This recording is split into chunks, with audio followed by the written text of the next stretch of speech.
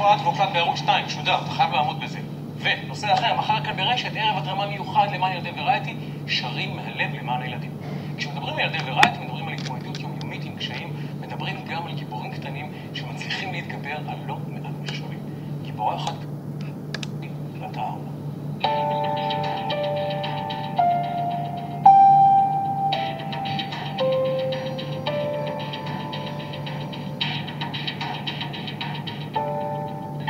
מה יש לך ליד האוזניים? אני שומעת. איך את יודעת לדבר עוד חוץ מהפה? איך עוד מדברים? באיזה שפה? בשפת הסימנים את יודעת? איך עושים אימא בשפת הסימנים? ואבא?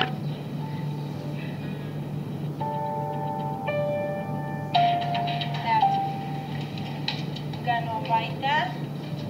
אתם רוצים להראות לשרון את הבית שלכם?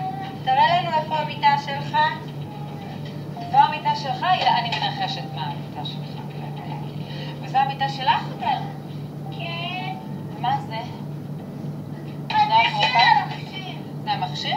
לה את אומרת שזה תרופה, אבל מה בעצם, זה עירוי נוזלים? זה עירוי נוזלים, אינפוזיה שמתחברת אל זה כל יום.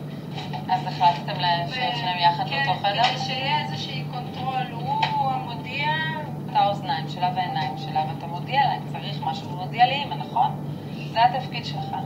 אם היא קמה